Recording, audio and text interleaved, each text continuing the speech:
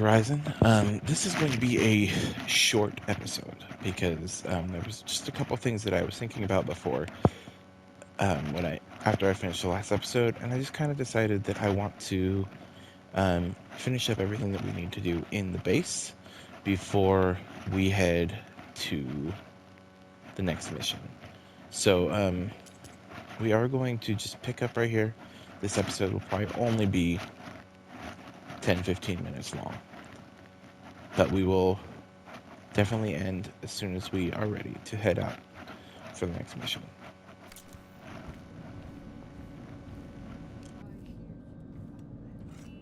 This place smells wrong. No sand or wind, only cold steel.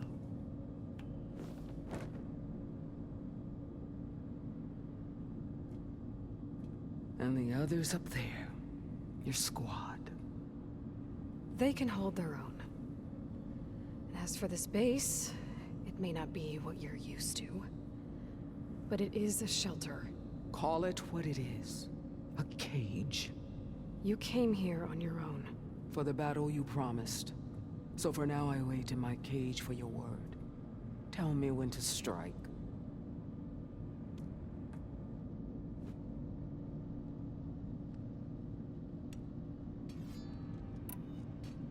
The whole time I've been in the West, I've been fighting you and your rebels. I'd at least like to know why. You were among the enemy. What more is there to know? Why did you do it? Dork, Jiroka, Makalo, and the Karja pushed into the desert to raid our people. My brother's squad was among the first to intercept them. But the Karja captured them, strung them up, and burned them alive as an example. It was too late. I found them by the sound of their screams. So you wanted vengeance?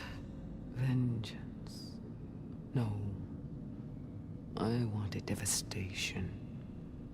To tear down the Karja's cities and drown the land in blood.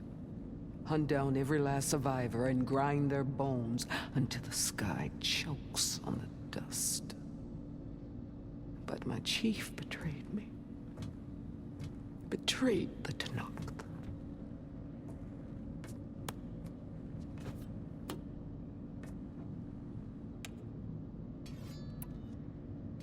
The deal you made. Override tech in exchange for an assault on the Zenith base. How did Silence approach you? That name means nothing to me. My agreement was with Oseram mercenaries. So all this time, you didn't even know who you were really dealing with? And you trusted a group of Outlanders? If it was a trick, I would have crushed them. But they offered me the chance to run the Karja down with machines. The terror in your enemy's eyes when they see you charge. You know what I'm talking about. I bet you felt it. I don't think so. What about your end of the deal? Would you have honored it? Had I killed Akaro and become chief, these Zeniths would have been the first of the tribe's victories. But because of you, my people will continue to consort with the enemy. A tribe of weaklings. Because of me, hundreds of Tenakth won't throw away their lives in a battle they can't win.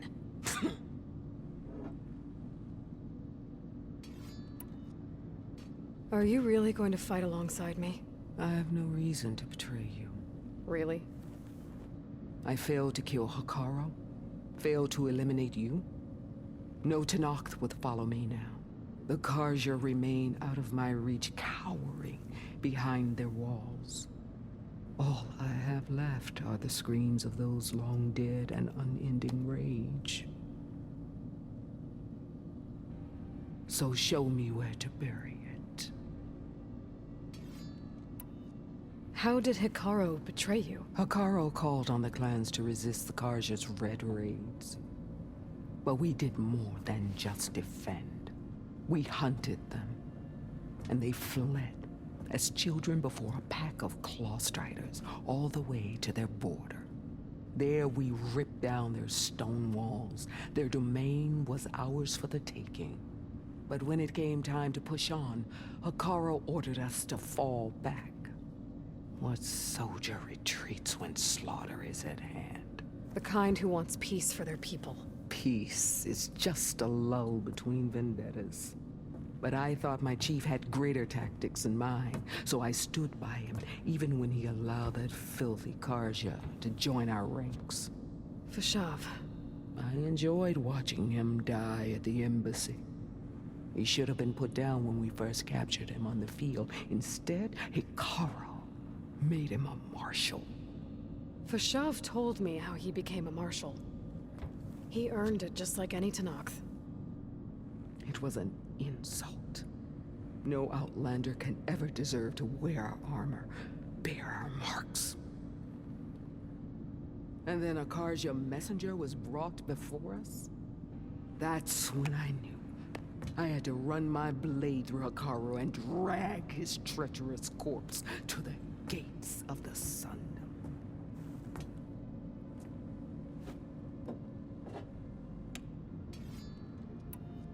What happened when the Karja messenger appeared before Hikaru? The quivering priests bore a message from their new king. No more war. No more raids. Suddenly the Karja wanted to talk peace. An embassy at the very fortress we tore down? A true Tenakth would never take a Karja truce. Their blood exists to be spilled. But Hikaru lapped up the priest's message. He showed himself a Karja-loving traitor when he accepted. That's when I challenged him. And lost. His mercy was just another sign of his weakness. I vowed never to rest until the debt was repaid, with him on his knees before me. So with an army of soldiers and machines at my back, I returned.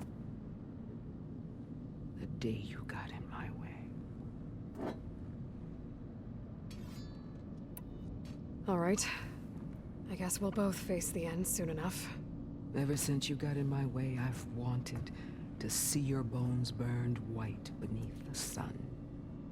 But if I'm to die in battle, then it might as well be with the one who flew with the wings of the Ten. I'll let you know when it's time to move out.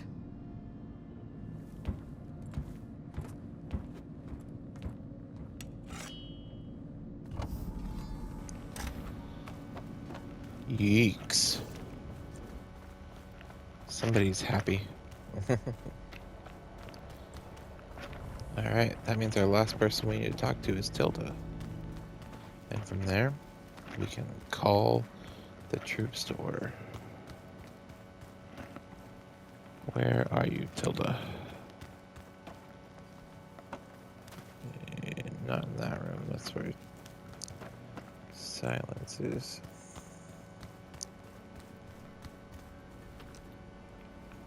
That's how you get downstairs. That's one of the bedrooms, I think. Welcome that back, is Aloy. those. Well done, Aloy. Despite my reservations, you managed to secure Silence and his weapon. You're truly a shining example of Liz's fortitude. I've been thinking about what you said at your house. How you were friends with Elizabeth. It was more than that, wasn't it? Perceptive as ever. You're right, we were together for a time. Okay, so... what happened? I was an orphan. I had always been alone. By my 30s, I was starting to wonder if that was simply my fate in life. And then I met Liz. We kept running into each other at conferences. We'd have coffee. At some point, it became drinks. I thought it was just shop talk, an exchange of ideas, but then I was surprised at how much I looked forward to seeing her. Soon we were flying halfway across the world every other week just to meet up. For the first time, I didn't feel lonely. I could imagine a future where I wasn't. I think Liz felt the same way at first. She had lost her mother a few years back. I filled a void for her. I know I did. But as time passed, it seemed as though she wanted less when I wanted more. And so we ended things. So helping me, restoring Elizabeth's dream, it's what, A second chance, yes. I made a mistake leaving Earth while Liz stayed behind. I should have done more. So when I saw you, a woman who has carved her own remarkable path, beyond even what made Liz a phenomenon, I knew I had to help you. To do right by her.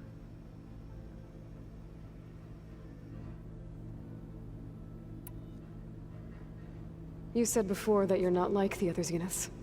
That you never were. But you went along with all of their plans. Out of necessity. I'm not proud of it. But complicity became a means of survival, both when Earth was consumed and when the colony on Sirius was destroyed. I did what I had to. But I resolved to remain one step ahead of the others, to try to undo what damage I could. Hence the data channel with Beta. The secret passage into their base and the little trick I pulled to save you.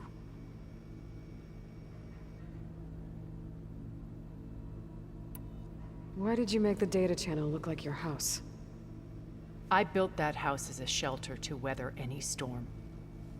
A safe place, not just for me, but for the art stored in its depths. Cultural artifacts of incalculable value. Truly, some of the greatest achievements of human civilization. And you wanted Beta to see them? Yes. Her upbringing was so cold and technical. I thought if she could experience Vermeer and Rembrandt, it would bring something else into her life. A heritage every bit as valuable as the scientific and technical data being drummed into her. I'm sorry I had to cut off contact, but I'll never regret sharing this house with her. She needed its shelter even more than I did.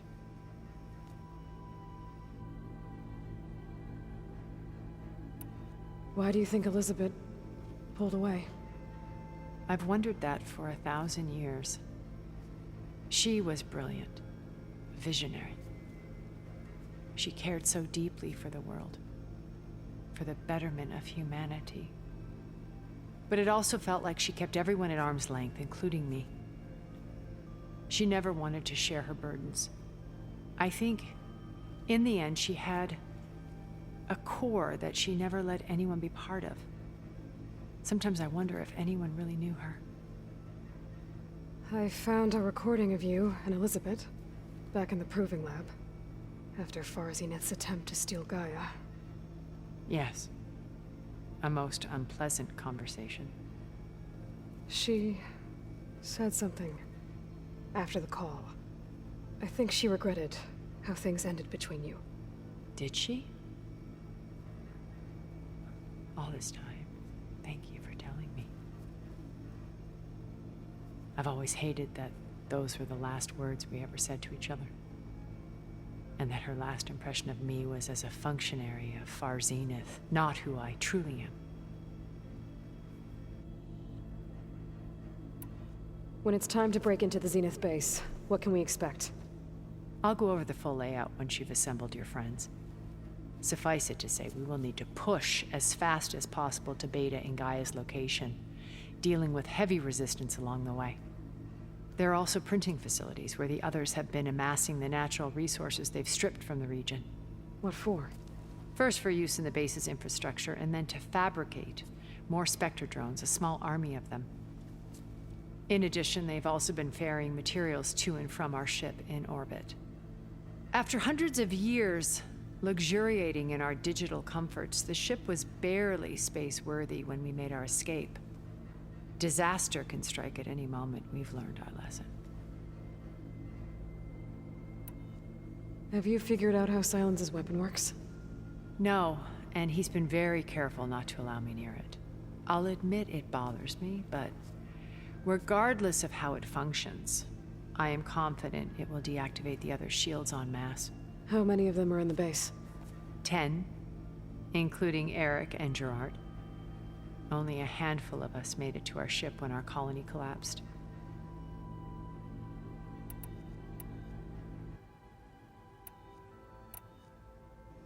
Okay, so I've had run-ins with a handful of Zeniths. What about the rest? An array of the wealthiest people on Earth. Titans of their industries. And let me guess. All selfish and ruthless to the core? Most, but not all. There were a few with whom I got along. Annika Murjani, for instance, was always delightful. She founded the Holonet's most successful dance channel and was herself mesmerizing to watch. And I had fascinating discussions with Song Jiao about her work in cellular biology. Our immortality treatments are due in part to her achievements. But then there were others like Devin Miller, the CEO of a fast food printing corporation. His only real preoccupations were perfecting his golf swing and taking self-hollows. When I think about all of us, we really should have accomplished more. We had eternity. When Beta escaped and hid in an ancient research facility, I saw another one of the Zeniths. Verbena. Who was she? A dull star amidst a sea of brighter constellations. Unlike most of Far Zenith's members who amassed their wealth through shrewd business deals and technological achievements, Verbena inherited her billions. Her father had achieved great success in the luxury holotourism industry. At age 24, she became the world's most eligible bachelorette, branding herself a life designer. Someone who leverages their fame to influence the choice of others. What, like a cult? In a way, yes. Well, she must have done something right to have survived this long. She was her own brand of ruthless. That much is true. But even rats can cling to a vessel for escape.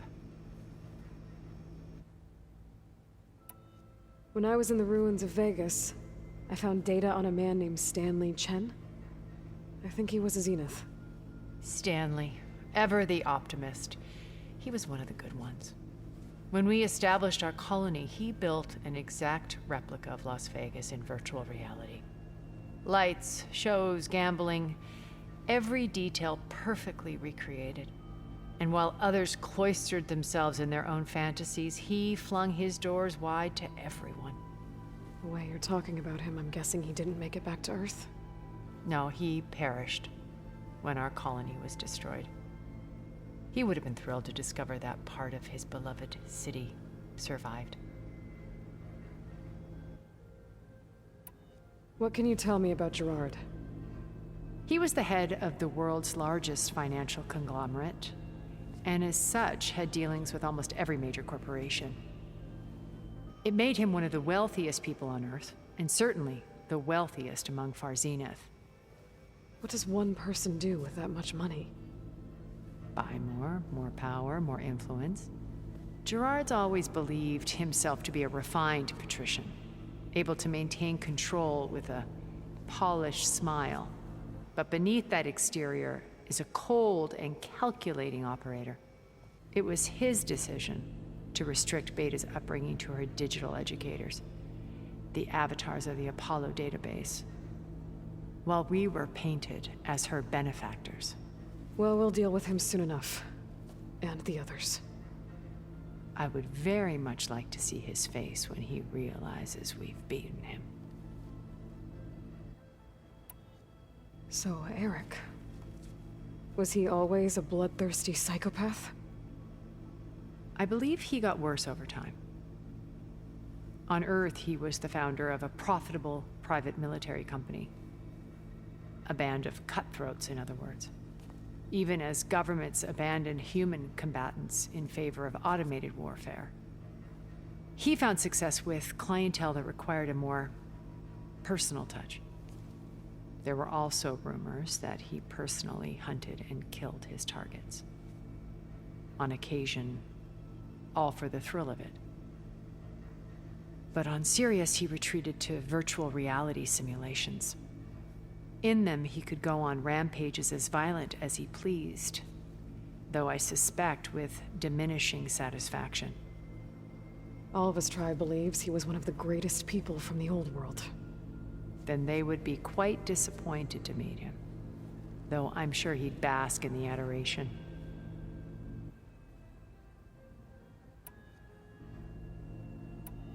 Okay. I'll let you know when it's time. I'll be here until then. And thank you, Aloy, for giving me this chance. My past has always been a struggle. More than once I've lost everything. But when I look to the future, I see Liz's dream fulfilled. A universe of new possibilities. Maybe we can make it happen. We will. I won't let anything get in the way. I promise you that.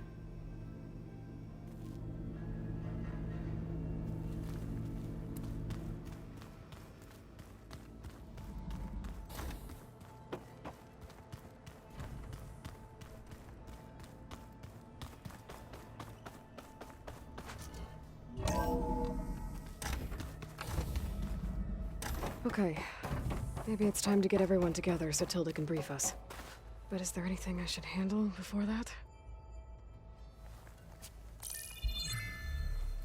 All right, people. I need you up in the control room, right away.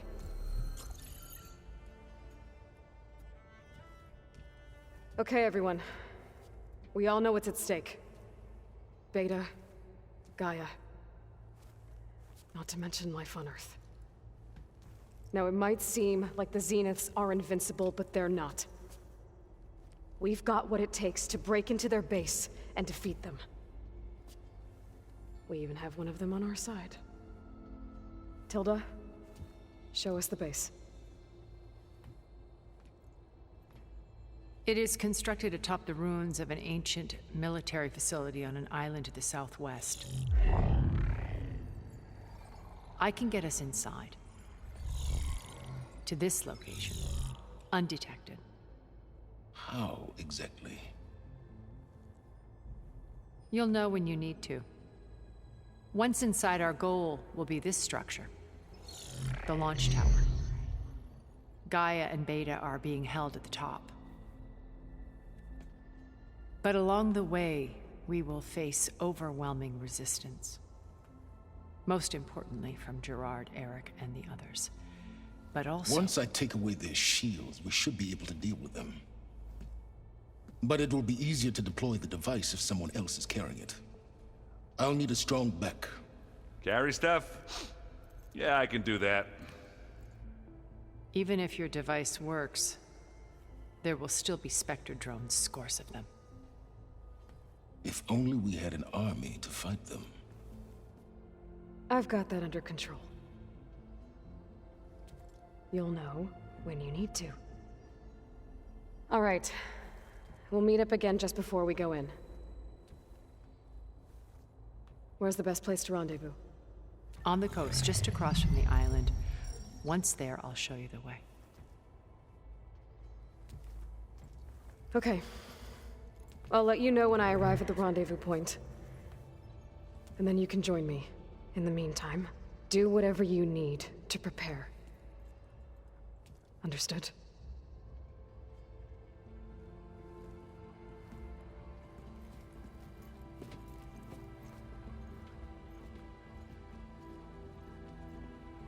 You two? A minute?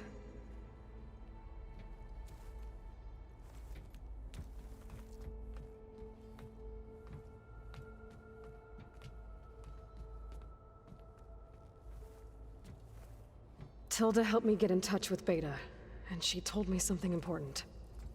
There's an installation inside the base. It's called a regulator. Here. Once we're inside, I need you two to split off from everyone else and destroy it. So you'll have to bring explosives. This will help stop the drones. Everything depends on it. You with me? After that, I want you to find a way to infiltrate the Zenith network. How? Go over all the data that Beta left behind. She knew how to do it, I'm sure of that. All right. But why? What am I trying to do? Find information. about the Zeniths. Anything Tilda's not telling us. Silence is right about one thing. There's no way we can take her on her word. I'll do my best. Keep her safe, okay? On my life.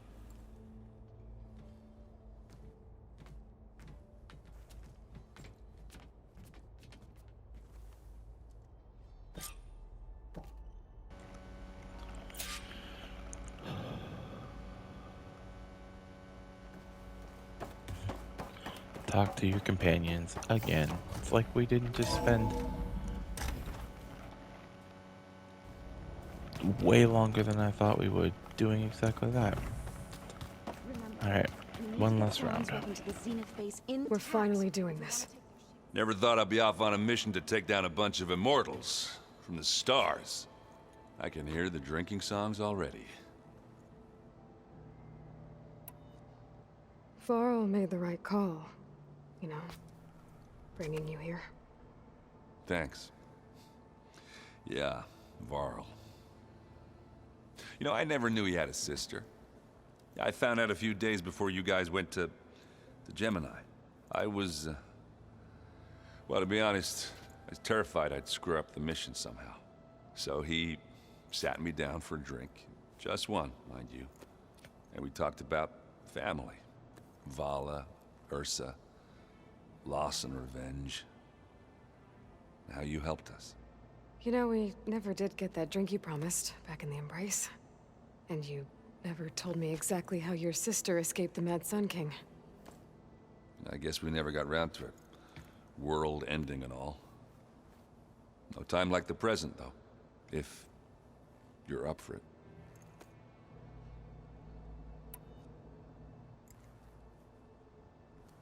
If that one's not working right, you can have one of my spare focuses, you know. Yeah, little bugger's got some personality, that's all. Saved my butt with those Spectres. Wouldn't feel right to leave it behind now. You know, besides, it goes with my outfit. Wouldn't want to spoil your look.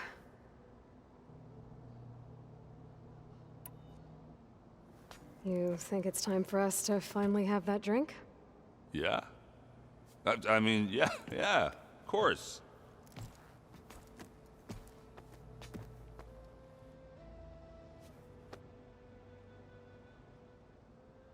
Oh.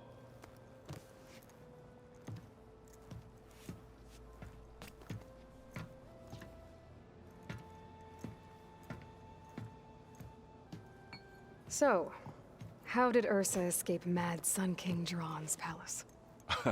Well, first she had to survive the Sun Ring. See, during the war, the Karja threw a prisoner a day in there. And, you know, for what? To die as sacrifices, fighting machines in a pit. Thinking somehow that was gonna appease all the other deranged machines in the world? Ha! And when it was Ursa's turn, the Karja thought she'd go down if they threw a big machine at her. Oh, but she didn't. And she defeated all of them. Even got some of Jiran's kestrels for good measure. And the Mad Sun King was impressed, I guess. Thought it'd be funny to have her run around his palace as a servant. He enjoyed humiliating her that way. I remember you telling me something about that.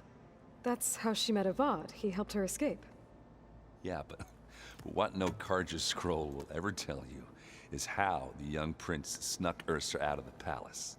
He knew their best chance was to get Ursa to blend in, so he got her everything she needed to disguise herself as a Karja noblewoman. Yeah, perfumes, veils, and all. I get the feeling she wasn't too happy with that. Oh man, Ursa would have rather fought her way out of that palace with her bare hands than put on all of that Karja eye paint. But Avad insisted it was the only way, so she agreed under one condition. Avad had to dress up as well. She made Avad dress up like a noblewoman? As perfumed and powdered as a babe. Ursa said he looked better like that than he ever did in a crown. That would, definitely make for an interesting sight. Oh, it worked like a charm, too. Not only did they make it out of the palace, they paid a traveling merchant to get Ursa to the border, and none were the wiser.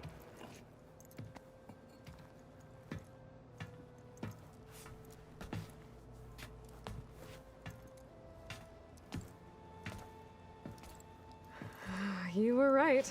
That was a story best told over a drink. All good stories are.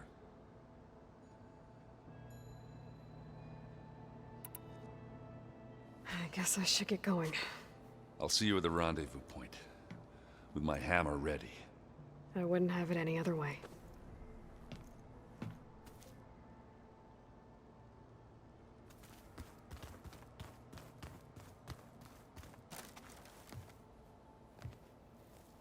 I hope everybody's ready for this. Fighting the Zeniths isn't going to be easy. Aloy, nothing you do ever is. At least, now you don't have to do it alone. Thanks. You and Aaron seem to be on better terms now. He may have terrible taste in music, but he did apologize for mocking my tribe. And that ale he keeps raving about isn't half bad. I still plan on beating that stubborn face of his to break our sparring stalemate. Try not to hurt him too bad. Everyone here, training, working together. If it weren't for Varl, none of it would have happened. You know, there was this one night, right before Varl left with you to go to Gemini. He realized I was having trouble sleeping. I was nervous about the mission. To be honest, I think we both were. So, he asked me to join him in Gaia's dome. He brought up this hologram of Earth that you two found back in the Zenith launch facility. We sat there, just looking at it. I thought about how Plainsong was just a speck on that great sphere. How every corner of it must be teeming with life. And any fears I had about our mission were gone. I miss him terribly. I know.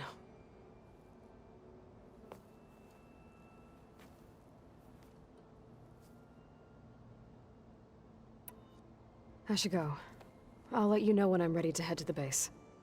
Before you do, there is one favor I would ask of you. What is it? You placed this focus in my care, and gave me the highest calling an Utaru has ever known. If I should fall in battle, I'd like you to be the one to bury my seed pouch.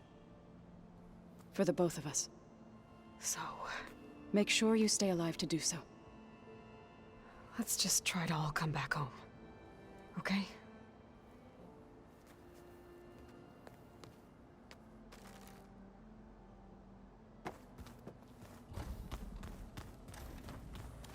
You nervous?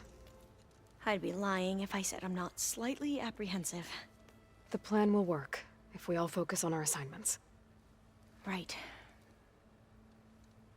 Oh, and there's still something I could use your help with, if you have a moment. I want you to know I'm glad you're with us, Alva. Whatever happens, I'm grateful that the legacy brought us together. I never thought I'd get to actually meet an ancestor. Come on, do I look that old?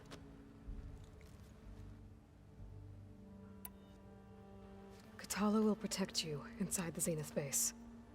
I'm not afraid. I know Katalo will fulfill his duty, as will I. If we die doing so, at least it'll be alongside a friend. I'd rather you both stay alive, if you don't mind. We'll try and keep that in mind.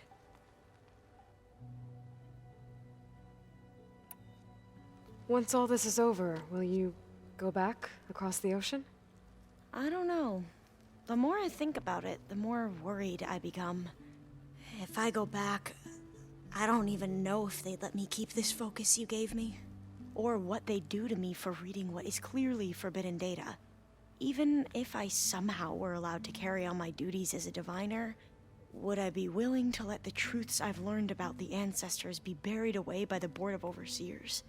Would I dare challenge them and risk my family's safety? Or losing Federa? Who's this Federa you mentioned? She is another diviner. One of our best. We used to be rivals at the academy. I hated her guts. But apparently there's a fine line between hate and love. We became very close, and then I was assigned to the expedition. She promised she'd wait for me, no matter how long it took. Well, that was smart of her. She won't do any better. Yeah, I don't know about that. I do.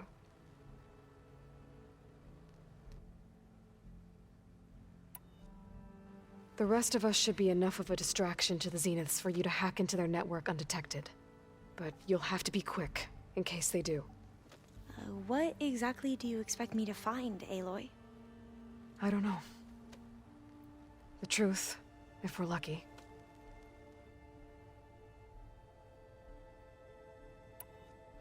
I need to get going. I'll be at the rendezvous point. May truth lead us to victory.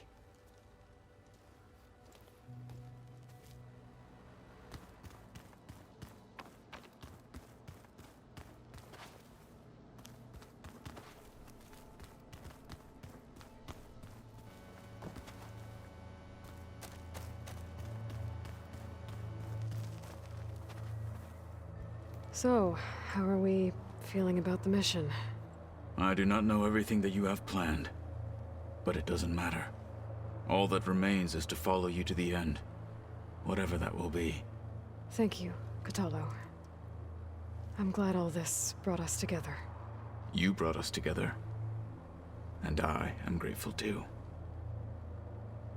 Oh, and by the way, I was hoping now would be a good time to go back to the Tremor Tusk site and test my new arm, before we leave on our mission.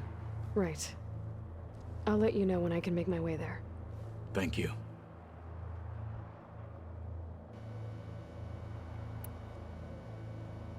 We didn't really get to talk about what happened at Gemini. There was nothing more to say.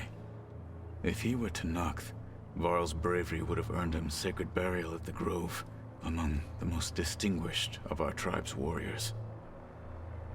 His deeds were worthy of the Ten. When the fight is done, I will have the Inkers etch his memory on my skin, so that it may live on. I'm sure he'd be honored.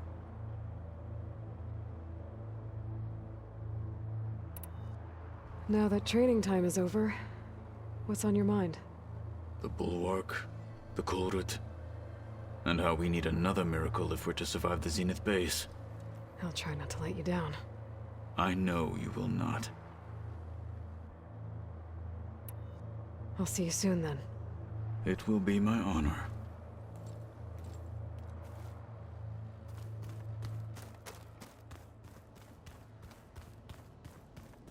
Aloy, shall we? Would you like to continue our chat?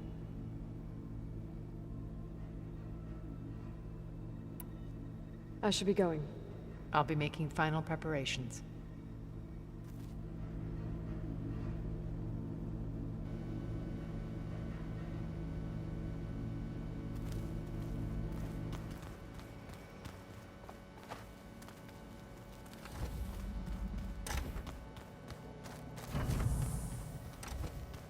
Focus. It's Varl's. I used to think no Nora would ever accept one. But Varl did. Even when he was overwhelmed. He refused to let me push him away.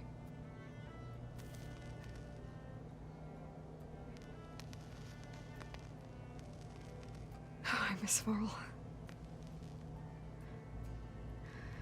It still hurts to think about him. I don't know if the pain will ever really go away. When I find that bastard, Eric, I'm gonna make him pay.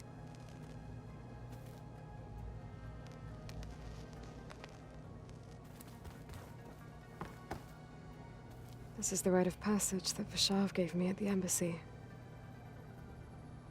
I liked him. He seemed like a good man. I think he was really looking forward to going home. With Regala out of the way, Hikaru and Noct, they're safe. The future's up to them now. I do wish they'd drop all the honorary names they've given me. But if I've learned anything about them, that is not a battle I am going to win. My old spear. Rust helped me make it when I finished my training. Feels like so long ago now. When it looks impossible, look deeper. And then fight like you can win. I will, Rust. Now and always. I've been carrying Elizabeth's pendant with me for months. But since we're gonna stay a while, I think I'll keep it here, where it'll be safe. Elizabeth and Tilda had a history.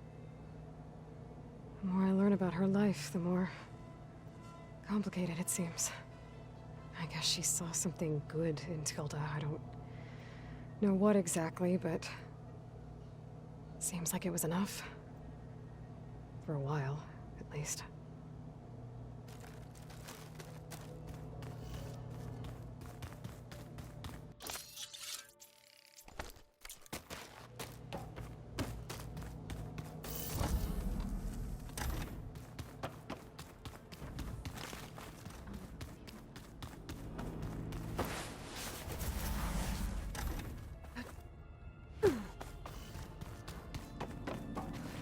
Come to rattle the cage. I need to be going. Yes. Enough talk.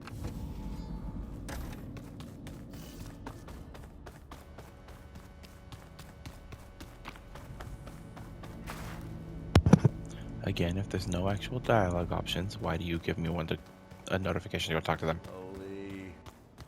Slowly. Aloy. Something else? Why create the sun?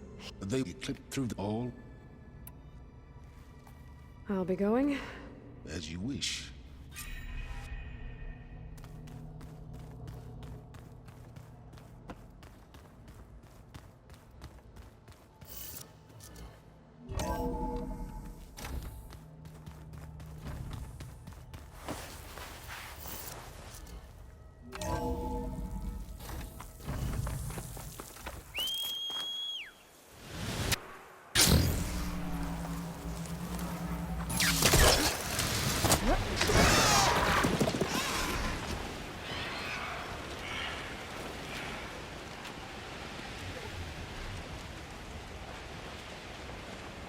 Well, that is going to be the end of this episode of Horizon.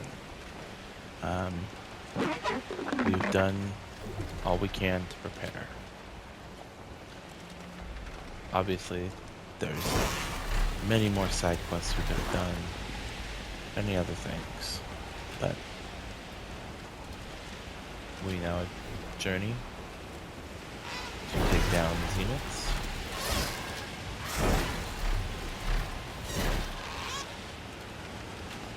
Thank you for watching, and have a good night. Bye.